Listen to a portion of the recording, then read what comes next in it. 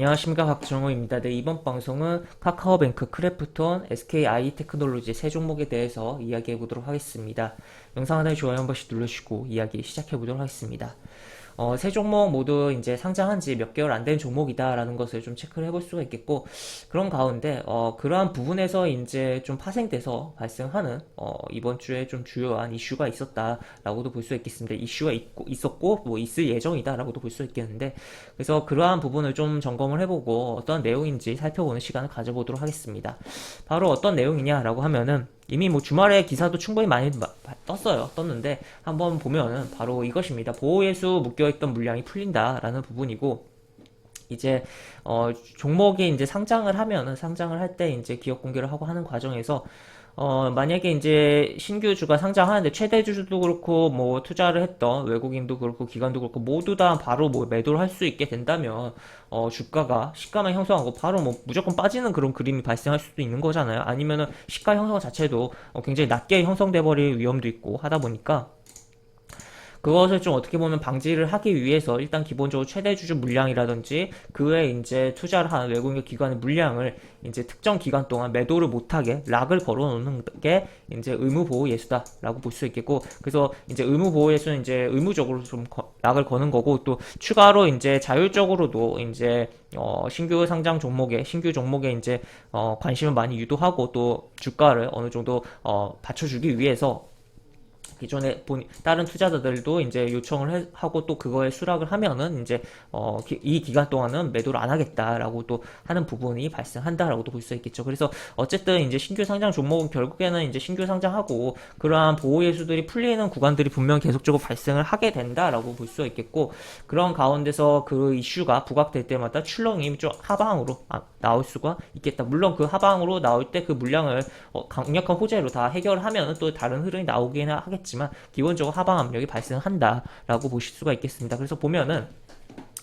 카카오뱅크 같은 경우는 이제 오늘 해제일로 해서 4.2%가 뭐 회제가 됐다라고 보시면 되고, 그에 따라서 오늘 시가가 개파락이 나왔다라고 보실 수가 있겠고, 크래프톤 같은 경우는 이제 10일날 해제되는 건데 오늘 하락이 굉장히 많이 나오고 있어요. 오늘 해제되는 건도 아닌데 왜 이렇게 하락이 나올까라고 봤을 때는 생각을 해보면 이제 10일날 해제이긴 하지만 이게 주식 상장 주식수 대비 비중이 꽤 크잖아요. 그렇기 때문에 이 심리적인 영향을 뭐 많이 받았다라고도 볼 수가 있겠고, 워낙 이렇게 기사가 묶어서 많이 나오다 보니까 그런 흐름이 하방 흐름이 나왔다라고도 볼 수 있겠는데, 이게 10일날 해제가 된다고 해서 10일날부터 팔 수 있는 건 아니거든요. 이게 뭔 소리냐라고 봤을 때는 이제 뭐 유상증자도 그렇고 또 추가로 전환사채, 전환 물량, 신주 상장이라든지 뭐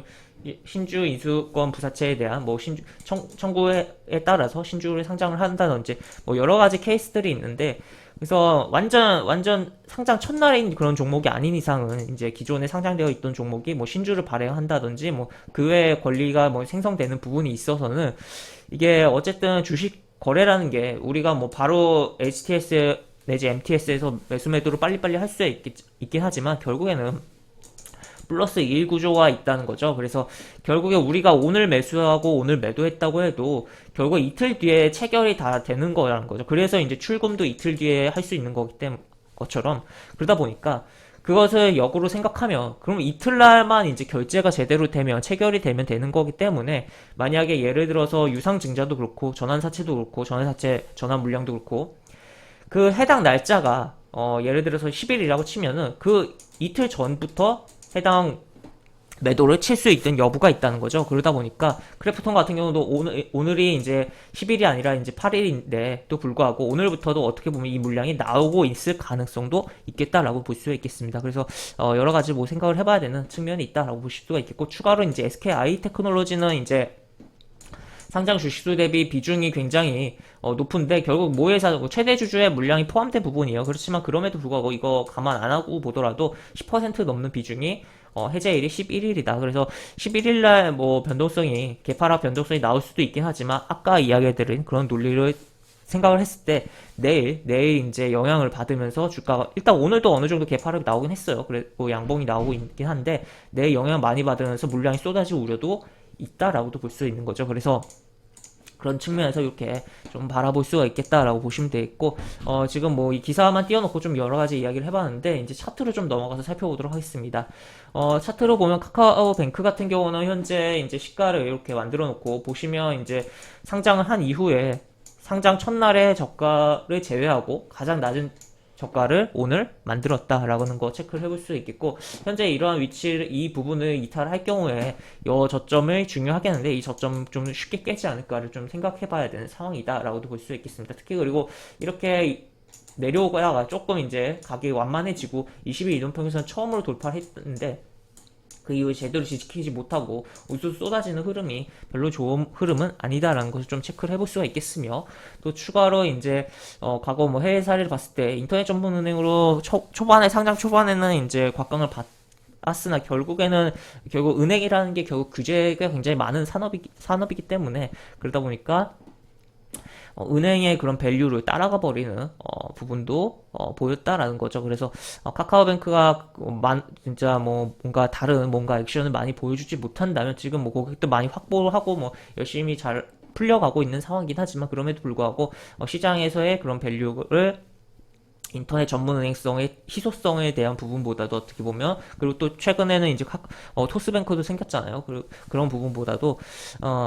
이제 은행 쪽으로의 그냥 회기로 넘어가 버린다면 주가가 계속적으로 부진해질 우려도 좀 있는 상황이다라고까지 체크를 해볼 수가 있겠습니다. 그리고 아무래도 카카오페이가 상장하면서 좀 카카오 그룹에서 있는 어떻게 보면 핀테크의 뭐 주도권 어느 쪽이 갖겠냐라는 그런 논리도 좀 작용할 수 있고, 물론 당연히 이제 뱅크 쪽보다는 이제 페이 쪽이 그런 부분을 가져갈 가능성이 높고, 실제로 그렇게 액션들이 좀 나오고 있다는 것도 생각을 해볼 수가 있는 여지가 있다라고도 볼 수가 있겠습니다. 그 다음에 이제